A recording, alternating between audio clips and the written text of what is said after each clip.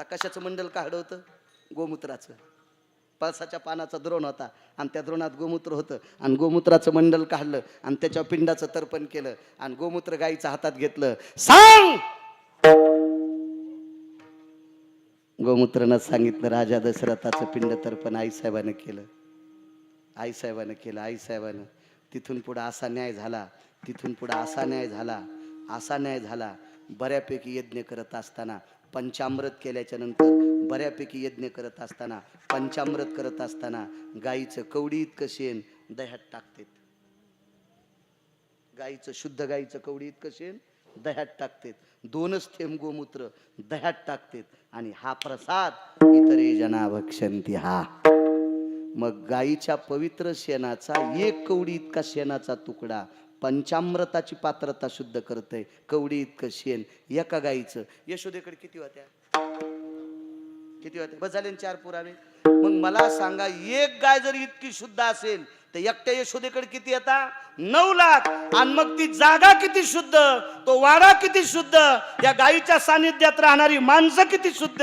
ते कोण होते? नंदराज आणि यशोदा. म्हणून जगाचा बाप मायबापाला सोडून यशोदेकडे आला.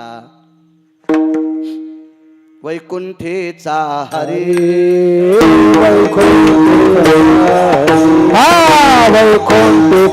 हरी वैकुंठेचा कोण यशोदेच्या घरी कोण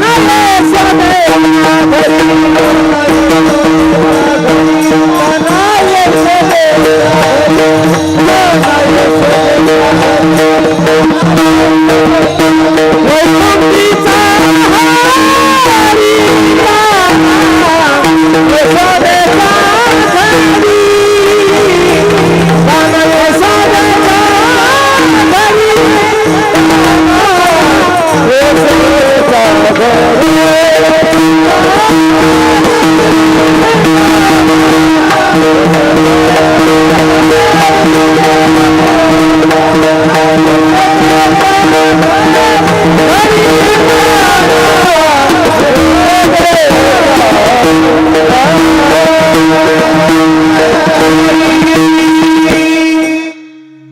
मागच्या कर्जा करता 8वा अवतार आणि यशोदेच्या या 2 कारणाकरता जगाचा बाप तिच्याकडे आलाय. अशी प्रचंड कारण आहेत. विद्वान माणसं मला वाटतंय महिना 2 तास फक्त यशोदेच्या घरी का गेला याच्यावर बोलतील. गिरगावचा बाळू 10 दिवस बोलन. येडा तर विद्वान किती दिवस बोलतील? इतकी मोठी ताकद आहे. आपल्या संप्रदायाचा नियम समजून आपण मधलं भजन घेऊ, मग हार होईल. आणि तोपर्यंत फुलं वाटा महिलांकडे असतील, ज्याच्याकडे असतील त्यानं ते आपली फुलं अर्जित करायची आणि 10-12 मिनिटात एक थोडंसं चरित्र सांगू. आणि विठोबा रुक्माईचं भजन असताना मलाही हार घालतील आणि मी यायलाही गुतीतो. विठोबा रखुमाई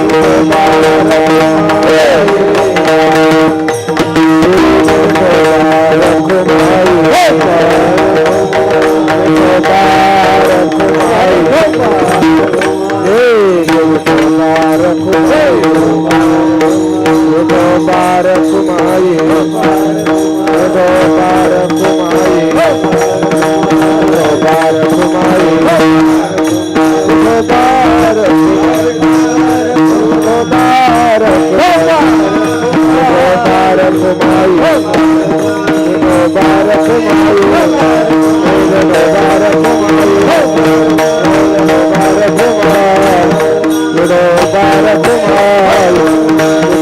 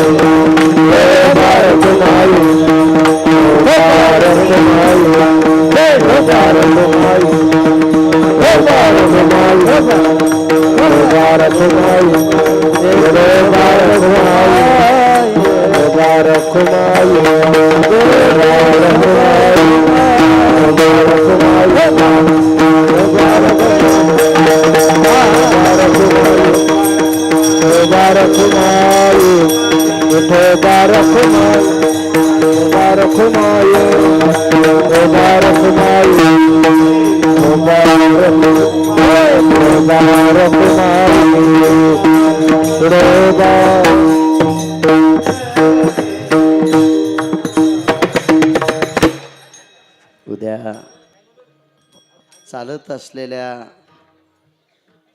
सातारे नगरीतील हा सुवर्ण महोत्सव अखंड हरिनाम सप्ताह या परम पावन ज्ञानदान यज्ञामध्ये महाराष्ट्राच्या मातीमधील एक राजकीय क्षेत्रातलं उत्तुंग व्यक्तिमत्व, मला असं वाटतंय शेतकऱ्याच्या प्रश्नासाठी थोडंसं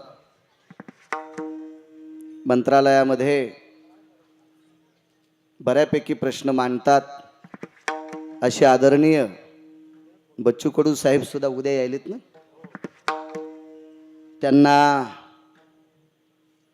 या नगरीमध्ये त्यांचा सुद्धा उद्या प्रवेश आहे असं गावकऱ्यांच्या वतीनं चिठ्ठी आली. महाराष्ट्र राज्य कांदा उत्पादक शेतकरी संघटनेचे संस्थापक अध्यक्ष माननीय श्री भारतजी दिघोळे साहेब हे सुद्धा येणार आहेत. बरोबर ना, याची सुद्धा दखल घ्या. विश्वाच्या मालकाचा आज जन्म आहे. फुलं आहेत का सगळ्यांकडे? नाही, आपण घातलेला हार नाही टाकायचा.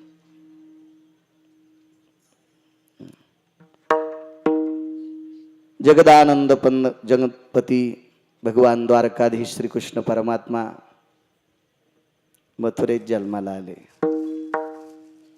8 वर्षाची मूर्ती आहे, अवतार 8वा आहे, वय सुद्धा 8 वर्षाचं आहे, तिथी सुद्धा अष्टमी आहे, ऋतू वर्ष आहे, नक्षत्र रोहिणी आहे, महिना श्रावण आहे, वंश चंद्रवंश आहे. मग चंद्रवंशात जन्माला आले. या वंशाची सुरुवात चंद्राला तारामातेपासून प्राप्त झालेला बुध नावाचा पुत्र काका. बुद्धी प्रगल्भ होता, नाव बुध ठेवलं. आणि या तारेपासून प्राप्त झालेल्या चंद्राला पुत्र जो बुध, यापासून पुढची संतती चंद्रवंश म्हणतात. एरवीचे सर्व अवतार सूर्याच्या प्रकाशात झाले. एकच असा अवतार आहे, अंशात्मक अवतार 24 झाले, त्याच्यात राम आणि कृष्ण हे दोन पूर्ण अवतार आहेत. पण राम अवतार सुद्धा सूर्याच्या प्रगतीत त्याच्यात झाला. पण 8वा अवतार जगदानंद कंद जगतपती द्वारकाधीश श्रीकृष्ण परमात्म्याचा हा नारायणाचा अवतार रात्री झाला. कारण चंद्रवंश आहे. रात्री होण्याचं दुसरं एक कारण आहे, अज्ञानाचा अंधकार संपवायचा होता. अज्ञानाचा अंधकार संपवायचा होता, ज्ञानाचा प्रकाश पाडायचा होता. अज्ञानाचे अंधकार संपवायचा होता, म्हणून रात्री जन्माला आले. रात्री जन्माला येण्याचं कारण अष्टमीच्या दिवशी फार उशिरा कोरीचं दर्शन आहे. त्याला आनंद वाटावा चंद्राला, याच्याकरता रात्री दर्शन. नक्षत्र रोहिणीच का पाहिलं? आजन जन्म धात्री नक्षत्र आहे, अयोनी संभव आहे, याच्याकरता रोहिणी नक्षत्रावर जन्माला आला. याचं दुसरं एक कारण आहे, चंद्राला पत्न्या 27 आणि 27 पत्न्यापैकी ज्येष्ठ पत्नीचं नाव होतं रोहिणी, याच्याकरता रोहिणी नक्षत्रावर. अजून एक कारण आहे का, भगवान श्रीकृष्ण परमात्म्याला माता 12, आई किती? 12. त्याच्यापैकी एका आईचं नाव रोहिणी. नंदाकड ठेवलं त्या आईचं नाव काय होतं? रोहिणी. बलराम दादा तिला झाले, तिचं नाव काय? रोहिणी. जिच्या पोटात 7वा गर्भ नेऊन घातला तिचं नाव रोहिणी. आणि हिलाही जरासा आनंद वाटावा याच्याकरता रोहिणी नक्षत्रावर. जगाचा बाप रोहिणी नक्षत्रावर जन्माला आले. रात्री का जन्माला आले? वर्षा ऋतूत का जन्माला आले? कधी भागवत ऐका, लक्षात येईल आपल्याला. 5-4 मिनिटात किती सांगता येईल. बैल 2 आणि जमीन 400 एकर. होय, अशी इतकी पाळी घालता येत असती का? होय, अशी शक्य नसती ना. मुचकी आता जसं घालल तशी मी भोट्या घालीत नाही, उभाट्याच घालतो म्हणा, पण पाळी कमी होत असती. योग पहा, लक्षात घ्या. जन्माला आल्याबरोबर 8 वर्षाची मूर्ती. मला इथं ठेवू नका, नंदाच्या घराला मज नेई गोकुळाला. मग मला उचला इथून. लपवा लपवा जगजेटी. बऱ्यापैकी प्रेम उतुंगात आलं, पण सांगितलं झणी कंसाची कळेल आणि माझ्या बाळाशी मारील. यानं 6 मारले, आता जर कंसाला कळालं तर याला मारीन. याच्यापेक्षा लपून ठेवलं. हे लपत असतं का? रक्षपाळ मोहून टाकले, झोपले नव्हते बरं, मोहून टाकले होते. मोहले होते. मग ते त्यांना काही कळलं गेलं. हे कंसाचे रखवाल होते, पण मोहून टाकले. हातापायातल्या बेड्या गळाल्या. बाहेर आल्याच्या नंतर आज जो पाऊस पडला का, हे शुभतेचं लक्षण आहे बरं का. तुम्हाला किती मानायचं ते तुम्ही तुमचं ठरवा. तुम्हाला कितपत मानायचं ते तुम्ही तुमचं ठरा. पण अज्ञानी बाळूनं केलेल्या अभ्यासाच्या नुसार सांगतो, माझ्या लहानपणापासून मी पुरावा ऐकतो मोठ्यांचा. 10-15 दिवसाची जर खंडवृष्टी असेल तर लोक म्हणायचे गोकुळाष्टमीच्या दिवशी आपलं समाधान होईल. गोकुळाष्टमीच्या दिवशी आपलं समाधान होईल. शुभतेचं लक्षण आहे. 10-15 दिवसाचा पाऊस नसेल आणि पंचमी आली असेल तर लोक म्हणायचे नागाची फडी भिजण्यासाठी येतो, आपली भूमाता भिजवील. शुभतेचं लक्षण आबा, शुभतेचं लक्षण होतं. काही काय शास्त्र शुद्धता आहे महाराज. पर्जन्य पडणं हे शुभतेचं लक्षण आहे. रक्ताचा पाऊस पडणं अशुभतेचं लक्षण आहे. खंडवृष्टी होणं अशुभतेचं, दुष्काळाचं लक्षण आहे. देशावर संकट येत असतं. आणि पर्जन्य पडणं, ओला दुष्काळ परवडला. ओला दुष्काळ परवडा. कारण ओल्या जागेवर बरेपैकी पिकं येत असतात, पण कोरड्यात काहीच येत नसतं. कोरड्यात काय येत असतं माहिती का? केतकीचे झाड. कोरड्यात काय येतंय? केतकीचे झाड. आणि केतकीचे झाड सानप कशाला वापरायचे? गहू बांधायला. आणि कोरड्यात गहू येतो का? कोरड्यात गहू येतो का? नाही. मग कोरड्यात काय येते? केतकी. मग केतकीची दोरी केली तर फाशी घ्यायची का? मग पाऊस कशाचं लक्षण आहे? आणि देवाच्या जन्माच्या वेळेस पडतोय, हे शुभतेचं लक्षण आहे. ठीक आहे, मला माहित आहे अजून याच्यात 3 पटीनं माणसं आले असते. गिरगावकराचा बाजार पाहला, हे मी मान्य करू शकतो. हे पण कमी नाही. हे बी वरी घेतले नसते तर तुम्हाला जागा नव्हतीच. हे पण कमी नाहीत इतक्या पावसात बी. पण एक लक्षात ठेवा, पुन्हा आहेतच का तिकडं? बर. ज्याच्या नशिबाचा जोर त्याचा कुंदा खांदी चोर. हो, हे शुभतेचं लक्षण आहे पावसाचं. चला, विश्वाचा बाप जन्माला आला त्यावेळेला पाऊस पडत होता, पण पाण्याचा नाही. पाऊस कशाचा पडला? अमृताचा. अमृताचा पाऊस पडल्यावर शेषाला राग आला. आज अजित परमात्मा आहे. दुसऱ्याचं दुःख दूर करण्याची ताकद ज्याच्यात आहे त्याला अमृत काय करायचं? वरती छाया धरी शेष, आणि वरी शेषान छाया धरली. तुम्ही कृष्ण जन्माचा फोटो पहा, त्याच्यावर अशी छाया धरलेली.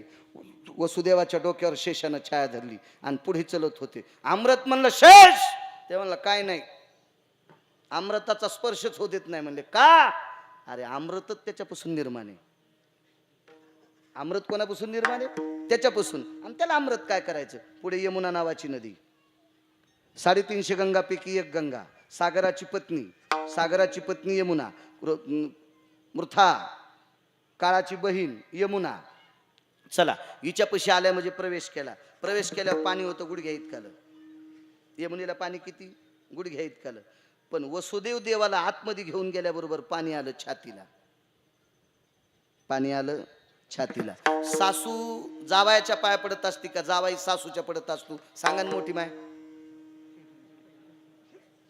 जावाई सासूच्या पाय पडत असतो. करदुडा नारळाचा खोबळा 100 रुपये. दूध विकणारी असल तर आहेराला कपडे, आणि नवऱ्याच्या माघारी मका विकणारी असल तर अंगठी. पण कधी जावाई पाया पडला तर, जावाई जर बुटा हरपिणारा असेल तर, सासू अंगठी करते का? जावाई जर बुटा हरपिणारा असेल तर नाही. सासूच्या पोरीला मारणारा असेल तर, तिच्या पोरीला साडी टायमाला घेणारा नसेल तर नाही. जावाई पाया पडला तर सासू पैसे देती. इथं सासूच जावायच्या पाया पडायली. सासू कोणाच्या पाया पडायली? जावायच्या. लक्ष्मी कोणाची कन्या आहे? समुद्राची. समुद्राच्या पत्न्या कोण? नद्या. मग लक्ष्मीच्या कोण? आई. मग कृष्ण परमात्म्याची कोण? सासू. मग सासू जावायच्या पाया पडायली. पुर चढला त्याशी लाविला दुभंगली. श्रुतीने विचारलं सरितेला, यमुने जावायचं दर्शन. सासून सांगितलं, सासूचा दर्जा नीट ठेवायची ताकदच जावायते. सासूचा सासू पण दर्जा ठेवायची ताकद जावायते. नदीला किंमत कधी असते? आटल्यावर का पाणी असल्यावर? पाणी असल्यावर. गाईला किंमत दूध असल्यावर. वा. झाडाला किंमत फळ असल्यावर. मंदिराला किंमत देव असल्यावर. वाड्याला किंमत लेकरं असल्यावर. 2.5 एकरचा वाडा आहे साना, पण लेकरच नाही. नुसत्या घुशी पळायला, पैशाला दम नाही. गेह बालबिना, धेनू शिरबिना, तरु फलबिना, नदी निरबिना. नदी कशा शोभती? पाण्याशिवाय. आणि पाणी कोणी हल्ले कोणाच्या सहीनं पडतंय? मेघ कोणाचं ऐकतो? आमदाराचं, मंत्र्याचं, राष्ट्रपतीचं, पंतप्रधानाचं, भारतातल्या मंत्र्यांचं, अमेरिकेतल्या मंत्र्याचं, जपानच्या मंत्र्यातलं, सर्व देशातल्या मंत्र्यांचं, पंढरपुरातल्या मंत्र्याचं. मेघ कोणाचं ऐकतो? पंढरपुरातल्या मंत्र्याचं. मेघ पंढरपुरातल्या मंत्र्याचं ऐकल्याशिवाय पडतो का? नाही. मग त्या मंत्र्यानं सांगितलं मेघ पडतो. मेघ म्हणजे काय? पाऊस. आणि मेघ पाऊस हा पंढरपुरातल्या मंत्र्यानं, म्हणजे इच्छा जावायानं सांगितल्यावर पाऊस पडतो. आणि पाऊस पडल्यावर नद्या भरतात. यमुना काय म्हणली? माझी किंमत राहण्याची ताकदच जावायते. मग माझी किंमत कायमस्वरूपी राहावा म्हणून जावायच्या पाया पडते. काय नवले जीवनात. जगातली पहिली सासू आहे, जावायच्या पाया पडली. बऱ्याच पडत्यात ना, चांडाळा सांभाळणं माया पोरी नीट. अरे तू धड म्हणून देल ती ना बापा. हे पण न वेगळं, हे पण न वेगळं, हे पण न वेगळं. सासूत वजन राहावा ही जावयात ताकद आहे. याच्या करता दर्शन घेतलं. पुर चढला चाट त्याशी लाविला. जन्म हा मथुरेत कधीच करायचा नाही बरं. हा, मथुरा अपवित्र कशाने होती? उग्रसेन चांगले होते महाराज, उग्रसेन चांगले होते. मथुरा 3 लोकांच्या पापानं पापिष्ट होती. 3 लोकांच्या. कारण आस्ती आणि प्राप्ती ह्या जरासंधाच्या कट्ट्या होत्या. जी सून सासू सासऱ्याची संपत्ती घेऊन सासू सासऱ्याला जेवायला देत नाही, ती सून माणसाची जरी असेल तर तिच्यावर जरासंधाची सावली पडली समजायचं. जरासंधाच्या 2 पोट्ट्या, एकीचं नाव आस्ती, एकीचं नाव प्राप्ती. ह्या कंसाच्या बायका, उत्तमा कंसाच्या बायका. या येईनं सांगितलं नवऱ्याला, मला सासू सासरे आवडत नाही. आणि पोट्ट किती हरामखोर. देवाचे मायबाप बंदीशाळेत टाकलं, देवाला काय नाही वाटत हो. अहो ते कवा बी सोडीन ना, ते कधी बी सोडीन ना. काय ताण घ्यायचा त्याचा, त्याला काय चिंता आहे. पण सगळ्यात मोठा देवाला राग होता कंसा. त्यानं स्वतःचे मायबाप अंधार कोठडीत टाकले होते. आणि मायबापाचा द्वेष करणारी लेकरं ज्या गावात जास्त असतात ती भूमी अपवित्र असते. ती भूमी अपवित्र असते आणि देव त्या भूमीत जरी प्रगटला तर उत्सव त्याचा होत नाही. ती भूमी या 3 कारणानं अपवित्र. अजून उपकारण 3 होते. धारूरकर शास्त्री सांगायचे, वेळ झाला ना महाराज, आहे का नाही, सगळा स्वयंपाक झाल्या माणसाने जेवायला बसलं पाहिजे. आणि उगत लांबिलं ना मग पाऊस आल्या का वाढायचं, आपला टाइम संपला, वेळ झाली, योग असा आला. आणि मग त्या पापामुळं तिथं उत्सव नाही. यमुनेकून पैल तीराला आले. यशोदेच्या वाड्याचं एक दरोजा उघडा होता. एक दरोजा, दरोजे 4. एका दरोज्यातून कधी आले ते रात्री 1 वाजता गाईला वैरण टाकायचे. म्हणजे गौभक्त होते नंदराज, गौ उपासक होते महाराज. 9 लाख गाई म्हणल्या जमीन किती असेल विठ्ठलराव, सांगता येईल का सांगत? बरे सांगता येते का? ए योगेश सांगता येते का? काका कशी सांगता येईल? 9 लाख गाई म्हणल्यावर 2 गाई पाळल्या तर जमीन लागेल का नाही? आणि दुसऱ्याच्या बांधा. आणि तुमच्या नाशिक जिल्ह्यात इतकालेच बांध, तुमच्या नाशिक जिल्ह्यातले बांध काय कायच्या मिशारून देतात. ते मिशापेक्षा बारीक बांध काही काही ठिकाणी तुमच्याकडे डांबराव मका लावल्यात.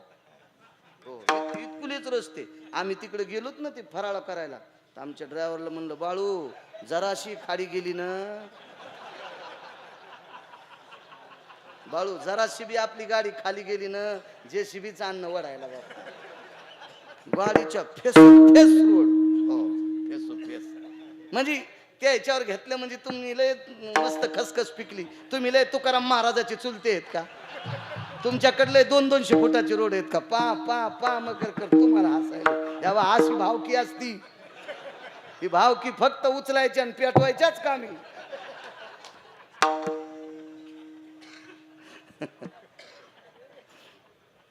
म्हणजे तुमच्याकडं जमीन नसताना गायन मसड पाळता येणार नाही. आणि पाळायची असेल तर रोज चारा विकत घ्यावा लागल. 2 गाईसाठी काका, 2 गाईसाठी 9 लाख गाई पाळायच्या म्हणल्या जमीन किती लागल? मग किती असेल? आणि तेवढी होल्डिंग किती बिगे होईन बरं? बिगे बिगे एकर जाऊ द्या, हेक्टर जाऊ द्या, बिगे लिहता येते का? कागदावर लिहता येते का किती बिगे? आणि तितक्या बिग्याचा बॉस रात्री 1 वाजता उठून गाईला वैरण टाकीत होता. महाराज गायीवर प्रेम करणारा राजा होता, म्हणून दरोजा उघडा राहिला. आणि त्या दरोजातून जगाचा बाप आतमध्ये प्रवेश करतो. आतमध्ये प्रवेश. महाराज जिचं दूध प्यायचंय का, जिचं दूध प्यायचंय का, तिला निद्रा लागली. जिचं बाळांत पण केलंय का, त्या दाईला निद्रा लागली. आणि जी जन्माला आली का, ती स्वागता करता हुशार. आइये प्रभू, आइये प्रभू, प्रभू आइये. माया होती, आइये प्रभू आइये, ह्या पे लेट दो, इथं झोपा प्रभू, तुमच्यासाठी जागा पवित्र आहे. नुकतीच जन्माला आलेली निष्पाप या देशातली पवित्र लक्ष्मी, या देशातली माया, त्या अंथरुणावर जगाचा बाप झोपला आणि माया खांद्यावर घेतली, हातातली निसटली. राजाला सांगितलं, काय येडपटवाणी करायलास, तुला मारणारा कधीच जन्माला आलाय. तुझं लागी वधी उपजला मजाधी, काय काळजी करू नको. आणि सकाळी उठल्या, आईसाहेब उठल्यात कृष्ण पाहिला. गवळण म्हणती गवळणीला, पुत्र झाला यशोदेला. 1 धावे एकी पुढे, वाटी ताटी सुंट वडे, काय सर्वत्र आनंद. नंदजी को पुत्र भयो, जय कन्हैया लाल की. हाती दिने घोडे दिने, दिने दिने पाल की. काय काय महाराज किती मोठा आनंद. आता स्वर्गातल्या देवता पुष्पाच्या उंजळी घेऊन आल्या. पुष्पाच्या उंजळी. गाईला एकच पाय राहिला, धर्म नावाचा पाय तुटला, नीती नावाचा पाय तुटला. ते 4ही पाय तुटले. आणि बिन पायाची गाय, 4ही पाय तुटले. 1 पाय शिल्लक होता, ते पण पाय तुटला. आणि ते पाय तुटल्याच्या नंतर उत्तम दादा आकाशाकडे पाहिलं, देवाला सांगितलं, देवा सगळे पाय तुटले रे, सगळे पाय तुटले, आता बोध सांभाळणं होत नाही. पृथ्वीनं गाईचं रूप घेतलं होतं, पृथ्वीनं गाईचं रूप घेतलं होतं. मला आता हे पाप सहन होत नाही, बघणं देवा, बघणं देवा. आणि आजच्या या वेळेला या पृथ्वीवरचं पाप संपिणारा, पाप्याला संपिणारा आणि पुण्याला वाढवणारा जगाचा बाप गायीनं पाहिला. आणि 4ही पाय गाऊन गाय धर्म ती पृथ्वी सक्षम झाली.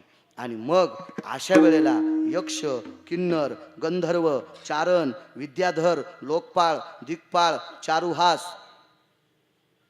परमहंस, ब्रह्मदेव, भगवान शिवजी, इंद्र, शची, जयंत, जयंती, गणेश, सिद्धी, या सर्व देवता हातात अंजुळी घेऊन, हातात अंजुळी घेऊन. आणि त्यावेळेला रात्री नाही टाकले, जन्म झाला तर रात्री तिथं, पण कळाला गोकुळात कधी. आणि मग तिथून पुष्पाची वृष्टी झाली. गोपाल कृष्ण भगवान की, गोपाला गोपाला रे प्यारे नंदलाला, हा गोपाला गोपाला रे प्यारे नंदलाला, गोपाला गोपाला रे प्यारे नंदलाला, गोपाला गोपाला रे प्यारे नंदलाला. गोकुळीच्या सुखांत पार नाही लेखा, बाळकृष्ण नंदा घरी आनंदल्या नर नारी. एवढा आनंदी आनंद. आणि विश्वाच्या बापाला पाळण्यात घातलं. झुलने मे झुले नंदलाल, झुलावो रे सजनी. द्वादशीच्या दिवशी जगाचा बाप आला. एवढा पुरावा ऐकून पूर्ण राम. द्वादशीच्या दिवशी विश्वाचा बाप आला. विश्वाचा बाप म्हणजे कोण? भगवान शिवजी विश्वनाथ आले. द्वादशीच्या दिवशी सकाळी जोग्याच्या रूपात. जोगी दिसतो विचित्र, त्याला 3 नेत्र, चर्म वेगळे नाही वस्त्र, मनवे तुझा मित्र बाळा जो जो रे.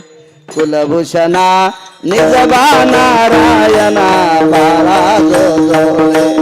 कुलभूषणा निजबा नारायणा बाळा जो जो रे. योगी आला से विश्रामा निजबा नारायणा बाळा जो जो रे. कुलभूषणा निजबा नारायणा बाळा जो जो रे. उत्तम आबा ह्यो पाळणा म्हणायला पाहिजे बाय काय ना. गाथ्यातला पाळणा पाठ करा, ज्ञानेश्वरीच्या वया पाठ करा. माथ्यातलं नका करू, बेल वाया गेले तिकडेच घसरून मेले. हा पाळणा त्यो म्हणा. पहिल्या दिवशी जन्मलं बाळ, दुसऱ्या दिवशी खात या केळ, आणि तिसऱ्या दिवशी फेकला गुलाल. हे अशी भंगिरी पाळणे म्हणू नका. आता तुमचा नंतर पाळण्याचा कार्यक्रम आहे, वंट्या भरायचा कार्यक्रम आहे. ज्ञानेश्वर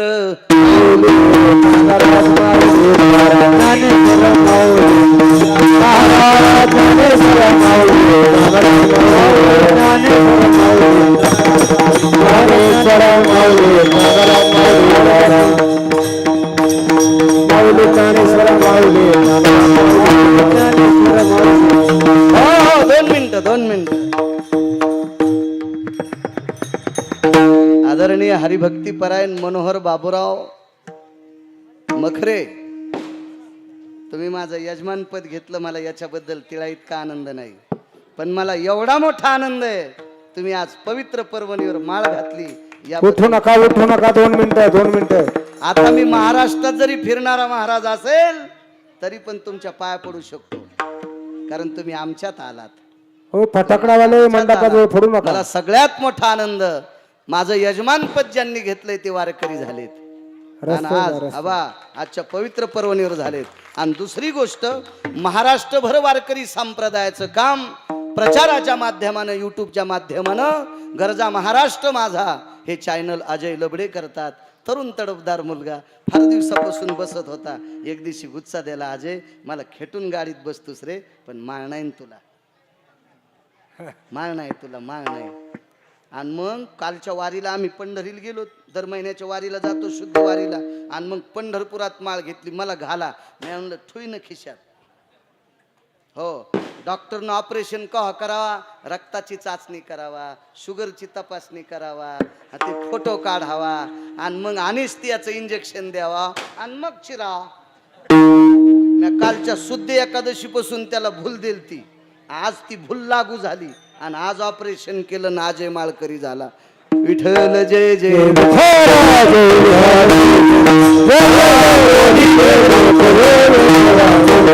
परद महाराज नाही उचारला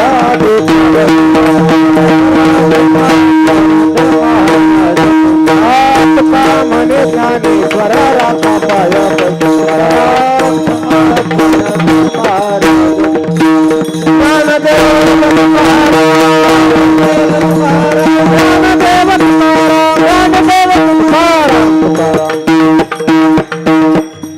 भजन करणं काय पाप आहे? आपल्या संप्रदायात भजनासाठी जात नाही, कुळ नाही, काही नाही. यारे यारे लहान थोर, याती भलती नारी नर. सकळाशी येथे आहे अधिकार, कलियुगी उद्धार हरीच्या नामे. एक पुरावा आहे महाराज, नाही विष्णुदासान, त्याच्या पलीकडचा आहे. आदि करुणी वेश्या, हा शेवटचा पुरावा आहे. आदि करुणी वेश्या, त्याच्या पाठीमाग फार मोठे तुकडे सांगितले. पण आदि करुणी वेश्या, चांडाळाला सुद्धा अधिकार, वेश्येला सुद्धा अधिकार. क्लिंब्याही अधिकार हो. क्लिंबे म्हणजे नपुसक, नपुसक म्हणजे तृतीयपंथी, याला सुद्धा भजन करण्याचा अधिकार आहे. आणि भजनानच गेलं ना. तुम्हाला एक माहिती आहे का, दादू खोदू पिंजारी कोण्या गावचे होते? दम नाही सप्त्यायला, दम नाही भागवतायला, दम नाही पुराणायला, दम नाही मोठमोठाले सप्ते करून रेल चल करायला. पता नाही कोणाला अजून. दादू खोदू पिंजारी तृतीयपंथी होते. आणि तृतीयपंथी असल्यामुळे गावातल्या लोकांनी हाकलून दिलं. हाकलून दिल्याबरोबर 4.5 वर्ष थेंब नाही पडला, थेंब नाही पडला, थेंब. सगळी जनावर शिवाच्या बाहेरच्या गावायनं चारायला, सगळी माणसं आपोआपल्या नातेवाईकाची तर बोंबलत टप्पू आणायला. 4 वर्ष थेंब नाही. महात्मा आला आणि महात्म्यानं सांगितलं, तुम्ही गावातले 2 सात्विक लोक काढून दिले. ते तृतीयपंथी होते पण भजन करणारे होते. ते गावात आणल्याबरोबर उन्हाळ्यात पाऊस पडला. ते महाराष्ट्रात गाव आहे, फक्त शोधा उद्यापासून. विठाला विठाला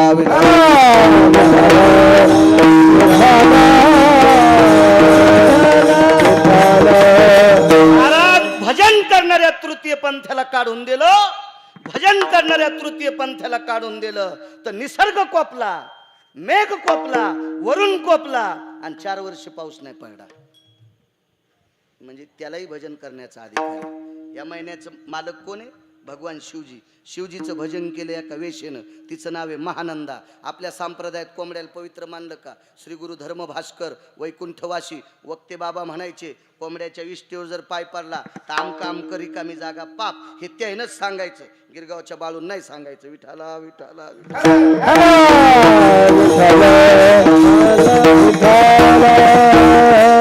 आम ते कोंबड काशी विश्वनाथाच्या मंदिरात, आणि तेच कोंबड पुष्पक विमानात बसून गेलं. टपरे विमानात नाही, पुष्पक विमानात. त्याला विमान पाठिले. माकड चंचळे का नाही?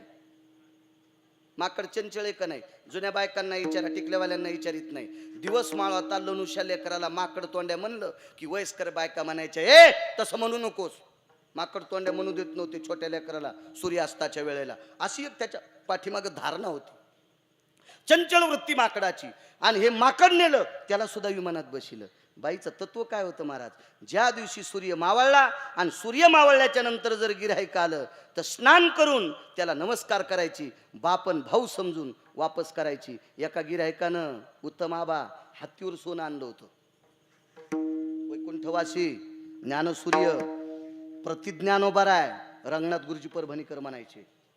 हो, पुराणाचे गाढे अभ्यासक वैकुंठवासी माधव महाराज मगर सांगायचे. वैकुंठवासी पांडुरंगाचे उपासक नवरात्रात सुद्धा साहेबराव महाराज सोनोटीकर घट मांडायचे. पण घट मांडल्यावर देवीची प्रतिमा मांडित नव्हते, त्या घटावर पांडुरंगाची मूर्ती मांडायची.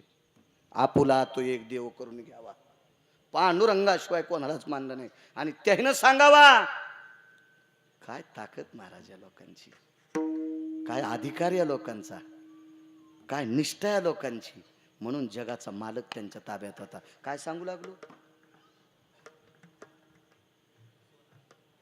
सोनं आणलं, हत्तीवर बिजवारा आला, हत्ती दारात उभा आहे, माकडानं अंग खाजिलं. वेशा म्हणजे काय? सोनं चमकू लागलं. जाय म्हणा त्याला. बाईनं नमस्कार केलता बाप म्हणून, भाऊ म्हणून. जात नाही, वापस जाय, वापस जाय. सूर्य मावळल्याच्या नंतर हत्तीवर जरी बिजवारा आला तर सूर्य मावळल्याच्या नंतर स्नान करून शिवजीचं भजन करायचं. आणि या भजनात माकडन कोंबडं नाचायचं. महाराज विश्वाच्या पाठीवर वेशा वैकुंठाला गेली. म्हणजे हा संप्रदाय प्रत्येकाला इथं भजन करण्याचा अधिकार आहे. फक्त पांडुरंगाला ज्ञानोबाराय तुकोबारायला आवडेल असं भजन केलं की ते देवाला आवडत आहे. आणि एका वशिष्ठांचं ऐकून मर्यादा पुरुषोत्तम रामचंद्रानं चूक केली आणि एका किराताचं पोरग मारलं. त्या बाईनं ते पोरग आणलं, वैकुंठीचा हरिण ताना यशोदेच्या घरी. ते पोरग मारलं, दारात प्रभू रामचंद्राच्या प्रेत ठेवलं. प्रभू रामचंद्राने मारले. तिला कसं काय कळालं? त्याच्या अंगात बाण होता, आणि बाण होता राम नाम मुद्रांकित. राम मुद्रांकित बाण होता, म्हणजे हा बाण रामचंद्रांनी मारलाय. आणि सुमंताने विचारलं, बाई प्रेत आणलंस मशानात का नेत नाही? नेते, पण ज्यानं मारलंय त्याला विचारायचं. कोण मारलंय? रामचंद्राने. कशाहून? हे बाण कोणाचं आहे? सुमंत म्हणले, बाई रामचंद्राचं आहे, आमच्यात मालकान मारलं, पण माफ करणं. ऐकान म्हणले, माफ करायला काय हरकत नाही, पण पोरग मग आहे. माफ करायला काय हरकत नाही, पण मुलगा मा आहे, मी त्याची मा आहे. आणि पोराच्या हातानं माईचं काम सोयीचं व्हावा, पोराच्या हातानं माईचं काम सोयीचं व्हावा. आज पोरग मृत्यू पावले आणि 80 वर्षाच्या माईला पोराची माती करावी लागती. सुमंत तुम्हाला बरं वाटते का? ऐकता का सुमंत? ऐकता का? ह्या पोराच्या जाग्यावर, ह्या पोराच्या जाग्यावर तुमचं पोरग होय, ह्या पोराच्या जाग्यावर तुमचं पोरग होय. आणि माझ्या जाग्यावर जर तुम्ही माय असायलात तर तुम्ही सहन करताल का? डोळे भरून आले. सांगा तुमच्या मालकाला. बाई न्याय मागण्यासाठी आली. पंढरपुरातले मालक दोन्ही हात छातीवर हात टेकले आणि सांगितलं, बाई माफ कर. तिनं सांगितलं, जगाचा बाप आहेस, विश्वाचा बाप आहे, तुला शासन करायची आमच्यात काय ताकद आहे, तुला शिक्षा करायची आमच्यात काय ताकद आहे, आणि आम्हाला जिवंत ठेवायचं का न ठेवायचंय तुझ्या हातात आहे, आणि आम्ही तुला काय शासन करणार आहे. पण देवा, मग भजन करणारं पोरग होतं रे, मग परमार्थ करणारं पोरग होतं रे. माझ्या पोरानं कधी तंबाखू खाल्ली नाही, कधी गुटखा खाल्ला नाही, कधी बिडी वळली नाही, कोणाला चुना मागितला नाही, कधी नस वळली नाही, काही व्यसन केलं नाही देवा. साधं सुपारीचं खाण खाल्लं नाही रे देवा. शिकाऱ्याच्या कुळातले, लाहोर चित्र सशे धरणाऱ्याच्या कुळातले, मांसाहार कधी खाल्ला नाही, कधी पक्षाची हत्या केली नाही, कधी कोण्या पशुची केली नाही, एखाद्या प्राणी मात्राला मारलं नाही. सर्व प्राणी मात्रावर दया करणारं पोरग होतं देवा. तुझं भजन करू लागलं, मारलंस. येते देवा. बाई काय पाहिजे? एकच काम कर, मला एकट्याला अंत्यविधी करता यायचं नाही, खांदा द्यायला देव. चुकल्या चांगल्या चांगल्याला पाया पडावं लागतंय. चुकलं होतं ना, चूक केली तीन मारलं ना, खांदा द्याला. सुमंतान खांदा द्याला. अग्नी कोणी द्यालाय? कोण होतं बाईला अग्नी द्यायला? जगाच्या बापान भडाग्नी द्याला. पोरग पेटीलं. वापस फिरताना डोळ्यातलं पाणी शरयूच्या पात्रात पडत होतं. डोळ्यातलं पाणी पडत असताना शरयू न्याय देत होती, माय तुला विश्वाच्या मालकान दुःख दिलंय. देवदी माय, तो जगाचा बाप आहे. देवदी माय, त्याच्या अंगठ्यातून गंगा निर्माण झाली. अनंत पाप्यांचं पाप धुणारी गंगा त्याच्या अंगठ्यातून जन्माला येते. इतका पवित्र आहे, त्याला मी कशाला शिक्षा देऊ? आणि निघत गेली रडत. पण रडता रडता हृदयातून एक आवाज निघला. त्या आवाजाचं नाव आहे टळटळाट. त्या आवाजाचं नाव आहे टळटळाट. महाराज शापाला उशाप आहे, गरीबाचा टळटळाट घ्यायचा नाही. गरीबाचा टळटळाट फेडण्यासाठी जगात तीर्थ नाही. गरीबाचा टळटळाट फेडण्यासाठी कोणतंच भागवत तुम्हाला उद्धार करणार नाही. गरीबाचा टळटळाट फेडण्यासाठी लाखो कीर्तन आहे का, तरी तुम्हाला त्याच्यात पश्चात्याला पर्याय नाही. आणि तिचा टळटळाट आदळला आणि देवाच्या अंगावर पडला. देवा, माझं पोरग मारल्यावर मला जसं दुःख झालं रे, तसं दुःख तुझ्या मायबापाला होईल, तितकं दुःख तुझ्या मायबापाला होईल. चला, किराताचं पोरग भजन करते, किती आनंद वाटला असेल. मोठं झालं भजन करीत होतं, मोठं. आता देवकी मातेला पोरग झाल्या झाल्यात 8 वर्षाचं झालं, किती आनंद वाटला असेल. आणि झाल्या झाल्याच बोलू लागलं, नंदाच्या घराला मज नेयू गोकुळाला. किती गुणवान असेल, किती गुणवान. आई बाबा हे राखण करणार आहेत का? मनशी रक्ष पाळ ते म्या मोहिले सकळ. मी त्याला मोहून टाकलंय, मोहून टाकलंय. तुम्ही मला नुसता उचला. उचलीला कमळापती पायीचे बंधन तळपी, पायीचे बंधन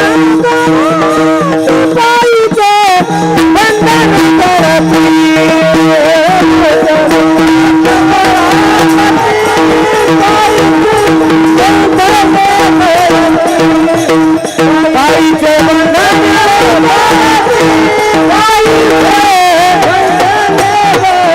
तळपी. सांगितलं आई बाबा मला नुसतं उचला, नुसतं उचला. तुमच्या हातापायातल्या बेड्या आहे ना, राहणार नाहीत. किती कौतुकजन्य पोरग असेल. राक्षस मोहून टाकले, उचलल्याबरोबर बेड्या गळाल्या. पण राहिलं का मायबापाजवळ? नाही. कुठं न्या म्हणलं? नंदाच्या घरी. महाराज मागचं कर्जाचं गाठोडं फेडण्यासाठी माय बापाला सोडून 11 वर्ष 53 दिवस, मोजा भागवतातले दिवस, 11 वर्ष 53 दिवस यशोदेच्या घरी राहिला आणि 54व्या दिवशी माय बापाला मुक्त केलं. म्हणून मालक पहिल्या कडव्यात वैकुंठीचा हारी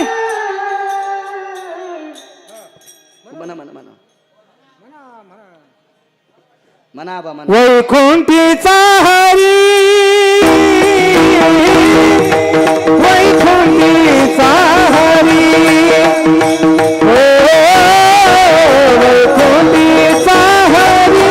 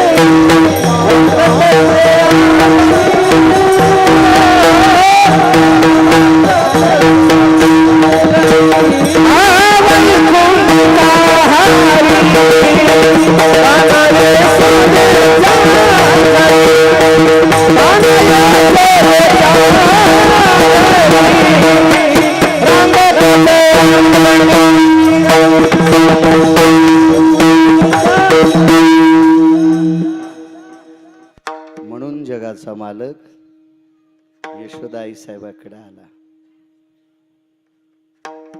एक कारण सांगतो. बरोबर 12ला आपण नारळ फोडून देवावर पुष्पाची वृष्टी करू. म्हणून ताज 10 ते 12 कीर्तन आहे. मालकाचा जन्म आहे आजचा. एक कारण सांगतो आणि मग विश्वाचा बाप सगळे अवतार दिवसा एकच अवतार रात्री का, याची 1-2 कारण सांगून माझ्या ठरलेल्या टायमात आऊत सोडून देतो. विठाला विठाला विठाला.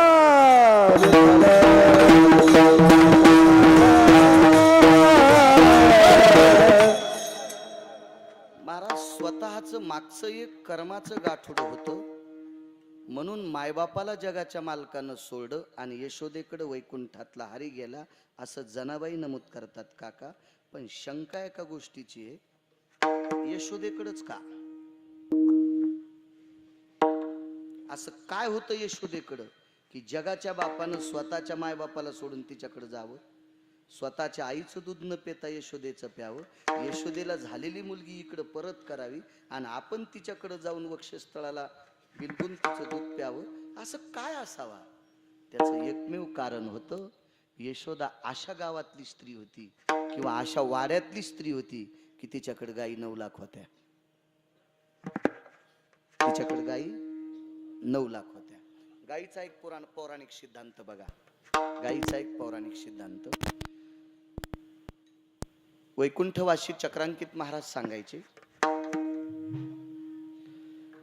एखाद्या व्यक्तीची आई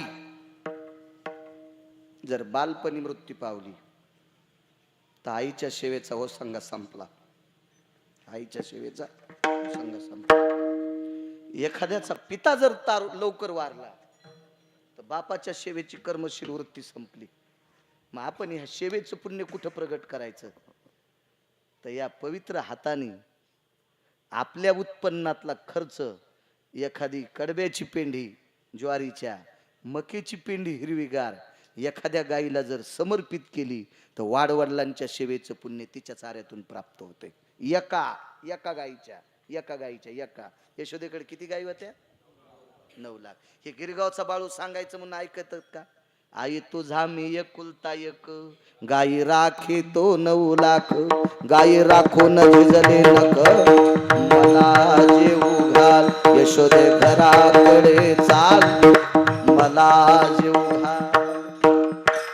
म्हणजे 9 लाख गाई होत्या एकट्या यशोदेकडे. असे 9 नंद होते. 9 नंद. पण नंदराजाकडे 9 लाख गाई. आणि या नंदराजाच्या पत्नी यशोदा. म्हणजे आई वडिलाच्या सेवेचा परतावा सुद्धा गायीच्या सेवेत प्राप्त होत असतो. दुसरं एक कारण आहे का? आपल्या संस्कृतीमध्ये बापाचं पिंड, आजोबाचं पिंड पाडल्याच्या नंतर त्या पिंडाला तर्पण विधी नाही सांगायला. पिंड सांगतोय. पिंड आणि तर्पण वेगळं. पिंड पाडल्याच्या नंतर जर कावळ्याचं तोंड लागलं तर एकच समजायचं, आपले पितर मृत्यू लोकातून मुक्त झाले. पण मृत्यू लोकातून मुक्त झालेला पितर कावळ्याने तोंड लावल्यावर फक्त मृत्यू लोकातून मुक्त होतो. पण आर्यमा नावाच्या पितराकडे जाण्यासाठी तर्पणविधी करावा लागतो. आणि तर्पणविधी आपल्याला करता येतो का? तितकी लायकी आहे का? तितका अधिकार आहे का? तेवढा आहे का? नाही. पण तोच नैवेद्य एक गंगेत समर्पित करायचा, सदाव्रत नावाचा विधी सोमनाथ बुवा. आणि एक नैवेद्य पाटावर पिंडा करता ठेवतात. तोच नैवेद्य गावरान तूप लावून जर गाईला समर्पित केला तर तर्पणविधीचं पुण्य प्राप्त होतंय.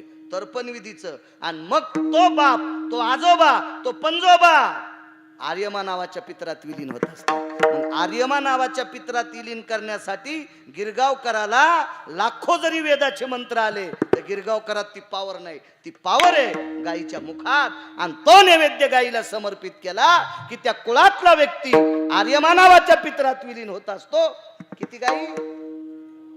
नाही, किती गाई मुक्त करतात? एक न्यारकर, एक गाय काका, एक आपलं तर्पणविधीचं काम पूर्ण करते. आणि यशोदेकडे किती होत्या? वा. बजाल्या 2 गोष्टी पुन्हा ऐकायचं. बजाल्या 2 गोष्टी. पुढे सरकू. मग अजून जाऊ दे, एक सांगतो पुन्हा. आपण जागा घेतो, घर बांधतो. आणि घर बांधल्याच्या नंतर जसा खेळ तशी वास्तुशांती. तुमच्याकडे घर भरणी म्हणतात का? घर भरणी. आमच्याकडे वास्तुशांती म्हणतात. तुमच्याकडे बी म्हणतात का? एकच आहे. मग काय ताण? आम्ही काय तुर्कस्तान मधले थोडीच आहेत. एकच आपले सगळंच. काय नाही, जसं बोलण्यात फरक असतो, काय नसतं. चला, वास्तुशांती, घर भरणी. केवढा बंगला असतो? 5000 स्क्वेअर फूट. लय इकून तिकून जर झरा असेल म्हणजे याचा तर 10,000 स्क्वेअर फूट. आणि लय 3च्या मोटरचा झरा असेल आवा तर 1-2 एकरात वाडा. बांधकाम थोडं तेवढं असतं काका? नाही. याची वास्तू करायला किती लोक? पूजा करायला, वास्तू करायला किती ब्राह्मण? मी सांगू का किती? याच्यावर अवलंबून. याच्यावर 6.5 कोटीचं घर बांधलं. तो होता ना रे, आपण पुण्याकडे गेलो, ज्याच्याकडे 11 साखर कारखाने येतं, त्याच्या वास्तूला गेलो. त्या महात्मा म्हणू की श्रीमंत म्हणू? महात्मा म्हणल्यावर तुम्ही मला पुन्हा बोलताल पैशावाल्याला महात्मा म्हणायला. हे असं आगाऊच काम आहे ना, उलटी दगड आमच्यावर. त्याच्यामुळे नाही, आपली वकीलन जे संगच शिद्र ठुत नाही तुम्हाला काड्या घालायला. हो, 11 कारखान्याची युनिट त्याच्या ताब्यात. 4.5 कोटीचं घर. वास्तूला कोणते ब्राह्मण? भगवान श्री रामप्रभूची अयोध्येला प्राण प्रतिष्ठा केली तेच ब्राह्मण ती वास्तू पूजा करायला. तुम्हाला आणता येतात का? येते ना. कोण म्हणते नाही येत? पैसे किती लागतील? कशा वास्तू असती? याच्यावर. चला,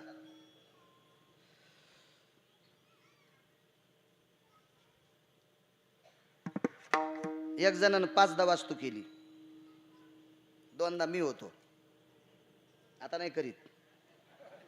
कोण करता? करीत नाही आता कोणाची. घरची करीत नाही तर तुमची कशी करीन? 2दा मी, मी ज्या वेळेला वास्तूला होतो त्यावेळेला 7.5 किलो होतं आपलं. आवरतो सव्रतो प्रिया वास्तू सबुजा भवजायम येत देवतः दोगरगरा सर्वामिद्यांकृतजन्या अशा परिपाठात वास्तुशाली. महाराज दान दान दान दान दान दान दान दान मंत्रोच्चार. 4.5 तास बसलेल्या लोकांच्या कष्ट्यात घाम आणि खाली टाकलेली चटई ओली झाली. पण तू बी 3-3 छटाक प्यालात जाग्यावर आणि 4.5 तास मंत्रोच्चार. तरी बुवानं 1.5 महिन्याला फोन केला, घरात सुखच नाही. म्हणलं आम्ही जितकी वास्तूला होतो तितक्याला बंगल्यात पूर, तितक्याला बंगल्यात पूर, मला स्वयंपाक घरात पूर आणि वरी खिचडीन भजे तळून खाय. ते म्हणले महाराज रागवायले कस काय, तुम्हाला दक्षिणा दिली नाही का? तेही दक्षिणा जाऊ दे रे म्हणलं, पण तो मग ऐकलं नाही ना. काय महाराज मी आता राहतो मुंबईला आणि मुंबईला गाय कुठून आणू?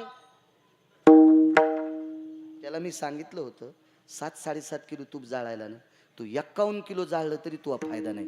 तुला वास्तुपूजा करायच्या दिवशी त्या दिवशीपासून दुसऱ्या दिवशी सकाळपर्यंत तुझ्या बायकोला ॲलर्जी आहे गायीच्या शेणाची, तर चित्रात पण तुझ्या बायकोला गाय पाहू देऊ नको. ती फुल पाकिस्तानी आहे ना. तुझ्या बायकोला चित्रात सुद्धा गाय पाहू दाखवू नको, इतकी फुल पाकिस्तानी आहे. फक्त आज दुपारी 10:30 वाजल्यापासून 2:18 वास्तूचं मुहूर्त होतं. 10:30 वाजल्यापासून तर दुसऱ्या दिवशी सकाळी 7 वाजेपर्यंत त्या बंगल्यात गाय बांध, त्या बंगल्यात गाय बांध. 6.5 कोटीचा बंगला गोरखाबा, 6.5 कोटीचा. ते म्हणला गाय भेटत नाही. म्हणलं गिरगावकर पुरला तरी सुख नाही. 4.5 कोटीचं घर वारकरी बुवा शुद्ध करण्यासाठी एक रात्रीचे आणि अर्ध्या दुपारीचं शेण आणि गोमूत्र जितकं पडल तितकं एका विशिष्ट कोपऱ्यात खाली दफनवायचं असतंय आणि त्याच्यावर फरची बसून टाकायची. जागा शुद्ध करायची ताकद किती गाईत? एका. यशोदेकडे किती होत्या? चला आता बस झाले 3 पुरावे, बस झाले. आता 4 गोळ्या घेतल्या घामीन आणि आपल्याला जन्म करायचा पुन्हा आहे का नाही? काही मर्यादा असली पाहिजे. मर्यादा मला सांगा मग एका गाईत इतकी पावर आहे, एका गाईत इतकी पावर, एवढी पावर आहे. तुम्हाला अजून एकदा कारण सांगतो. चला मागच्या कृतात्रेता युगामध्ये मागच्या काय काय करायचं? पाळणा बांधायचा. बापरे, तुमचं आता हे नवरदेव मंडपात आल्यावर तिथून पुढे बाशिंगाला सुरुवात. विठाला विठाला विठाला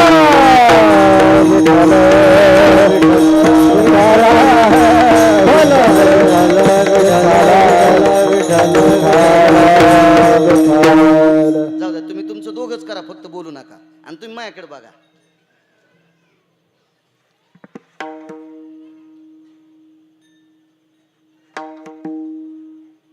मर्यादा पुरुषोत्तम रामचंद्र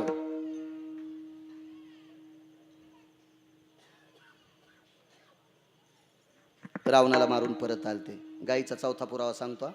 4था यशोदेकडे का मग जन्म करू आपण. 4था पुरावा सांगतो. रामचंद्र राजा रावणाला मारून परत आले. अयोध्येचं स्वराज्याची घडी बसली आणि घडी बसल्याच्या नंतर एका कपडे धुणारानं निंदा केली. एका कपडे धुणारानं निंदा केली. आईसाहेबाला कुठं सोडलं? जंगलात. जंगलात सोडलं. बरं, ज्या जगाच्या माऊलीला जंगलात सोडलं ती गरोदर होती. सीताई साहेब गरोदर होत्या, गरोदर होत्या. आणि गरोदर स्त्रीला जंगलात सोडलं. पण महाराज ती पुण्यवान राजाची पोरगी होती. राजा जनकाची कन्या असल्यामुळं तिच्या बापाचं पुण्य होतं. स्वतः लक्ष्मी होती सोडून द्या, स्वयं लक्ष्मी होती सोडून द्या विठ्ठलराव. पण राजा जनकाची कन्या होती. तिच्या बापाला वैदेही जनक म्हणायचे. हा, कोण जनक? महाराज. महाराज ब्रह्मवेत्त्याला दारात उभं केलं. कोण ब्रह्मवेत्ता? शुकाचार्याचा ज्यानं भागवत सांगून उद्धार केला, राजा परीक्षितीचा भागवत सांगून ज्याने उद्धार केला, त्या शुकाचार्यानं दारात उभं केलं. शुकाने राजा जनकाला सांगा, जनक मी आलो. म्हणले मी म्हणल्या येऊ नका, मी म्हणल्या येऊ नका. राजा परीक्षा सुखदेवांनी विचार केला, मी ब्रह्मवेत्ता आहे. शुकयाज्ञवल्क दत्त कपिल मुनी हरीशी जाणून हरी झाले. 4 ब्रह्मवेत्त्यापैकी मी ब्रह्मवेत्ता आहे. हे काय गिरगावचा बाळ आहे का? 4 ब्रह्मवेत्त्यापैकी एक ब्रह्मवेत्ता. कोण? शुकाचार्य, व्यासांचे पुत्र. कोण? व्यास, पाराशरांचे पुत्र. आणि शुकाचार्यांचे वडील व्यास कोण? व्यासोचिष्ट जगत्रया. विश्वातलं जेवढं ज्ञान आहे तेवढं व्यासांच्या तोंडातलंय. एवढ्या मोठ्या विद्वान बापाचा मी पुत्र असताना मला मी येऊ का म्हणलं येऊ देत नाहीत. राजा जनक बाहेर आले आणि मग विचारलं, का हो मी येतोय. ऐका महाराज एकटे या, ऐका महाराज एकटे या. सुखाचार्याचं लग्न झालं का नाही? अंगावर कपडे होते का? झोळी होती का? शर्ट होतं का? म्हणजे पाकिटाचा संबंध, पाकिटाचा संबंध तुम्हाला आहे हा? कारण मी शुकाचार्य नाही ना. ते खूप झालते होय गावकरी. म्हणजे मला सांगा काका, जर शुकाचार्य जनकाच्या घरी आले तर त्रास होता का? काहीच नाही. तरी एकटे या. मी हा शब्द नडला, मी हा शब्द नडला. महाराज इतकं तात्विक काटेकोरपणात ज्याचं जीवन आहे त्याला राजा जनक म्हणतात. आणि त्या जनकाची कन्या होती सीता. त्या राजा जनकाची कन्या होती सीता. महाराज त्या बापानं उदात्त अंतकरणानं केलेलं प्रेम माईनं कानात काय सांगितलं होतं? राजा जनकाच्या पत्नीनं कानात काय सांगावं? सीते, सासू सासऱ्याला माय बापा इतकं प्रेम लाव, माय बापा इतकं प्रेम लाव. महाराज राम वनवासाला गेल्याच्या नंतर एखाद्या वेळेस आईची चेष्टा केली पोरानं. राज्यमाता निंदू भरते केली, पण कैकेयीची चेष्टा सीताई साहेबांना डोक्याच्या केसाईत पण नाही केली. डोक्याच्या केसाईत की नाही. वनातून आल्याच्या नंतर पहिलं दर्शन कोण्या सासूचं घेतलं होतं माहिती तुम्हाला? रामायण नका बघू, रामायणात नाही पुरावा सापडायचा तो, दुसऱ्या पुराणात बघा. ज्या वेळेला राम वनवासाहून सीताई साहेबाला घेऊन आले त्यावेळेला सर्वात पहिलं दर्शन अयोध्येत प्रवेश केल्याच्या नंतर कैकेयीच्या पायावर डोकं ठेवलं होतं. महाराज माईची आज्ञा इतकी पाळली होती. आणि मातृपितृवच्छलाचा अंतकरणात ठेवणारी माऊली, तिला साधू भेटला. त्या साधूचं नाव आहे रामायण कोणी लिहिलं? वाल्मिकासारखा महात्मा भेटला. गंगेच्या तीरावर असताना आकाशाच्या परपटलानं सांगितलं, बाई आज सासऱ्याचं श्राद्ध आहे, आज सासऱ्याचं श्राद्ध आहे. आणि तिथं सीताई साहेबांनी पिंडतर्पण केलं. पिंडतर्पण केल्याच्या नंतर मग साक्षीला कोण? केतकीचं फुल वाहिलं. पितराला लाल फुल वाहत असतात. पितराला दुसऱ्या रंगाचं फुल चालत नाही. लालच फुल पितराला, पिंडाला लालच फुल चालतंय. लालच. तुमच्याकडे दुसऱ्या रंगाचे फुलं असतील तर कुंकू कालवायचं, ते कुंखाच्या पाण्यात ते फुल बुडवायचं. आरक्त पुष्पहम तर्पणो भयस्थिता पिंडो भयो रक्त चंदनास्त ते वच अंगुष्ट. मी काय श्राद्धाचं कीर्तन करीत नाही. मला गाईचं महत्व सांगायचंय. मला महत्व कशाचं सांगायचंय? गाईचं सांगायचं. गाईचं. कल्पना करा, केतकीचं फुल समर्पित केलं, भ्रष्ट झालं, बेमान झालं. आणि मग गाईला पिंड समर्पित केला. गावरान तुपाचं बोट लावून समर्पित केला. ज्या गंगेत पिंड टाकला होता का, ती गंगा सुद्धा विरोधात गेली. म्हणून आज सुद्धा त्या गंगेचं पाणी उघडं राहिलं की तिच्यात किडे पडत आहेत. ऐक नाही महाराज, बरोबर आहे ना? आजही त्या गंगेचं पाणी उघडं राहिलं की अनंत पाप्याचं पाप धुणारी गंगा आहे. पण आपल्याला आंघोळ करायची असेल तर वाळू मग आंघोळ करायची. आणि पाणी आंघोळीचं झालं की पुन्हा झाकून टाकायचं. उघडं राहिलं, रात्र गेली आणि दुसऱ्या दिवशीचा प्रकाश पडला की त्याच्यात किडे पडतात. खोटं बोलली, खोटं. चला गाईच्या बाबतीत धेनूचं काय अवस्था आहे. आणि गाईला विचारलं, माय काय? गंगेच्या पात्रात उभी होती आणि गंगेचं पाणी पित असताना त्याच गंगेनं तोंडाला आखडं. गाय न बोलल्यामुळं सीताई साहेबांना पुढे शाप दिला, मागून पवित्र होशील, पाठीमागून पवित्र होशील. ऐका पुढे, याचा छोटासा सिद्धांत ऐका. देवाला नैवेद्य ठेवण्यासाठी विद्वान लोकांकडे बघत जा. भंगिऱ्याकडे बघत जाऊ नका, थोटांड्याकडे बघत जाऊ नका. निष्ठावंत वेदोक्त, शास्त्रोक्त, पुराणोक्त, सनातन संस्कृतीतला, भारतीय संस्कृतीतला, आपल्या वैदिक संस्कृतीतला आणि भागवत संप्रदायातला आणि वारकरी संप्रदायातल्या निष्ठावंत लोकांकडे बघा. देवाला नैवेद्य ठेवत असताना चित्र भयो स्थितो हो भयकारा मंडला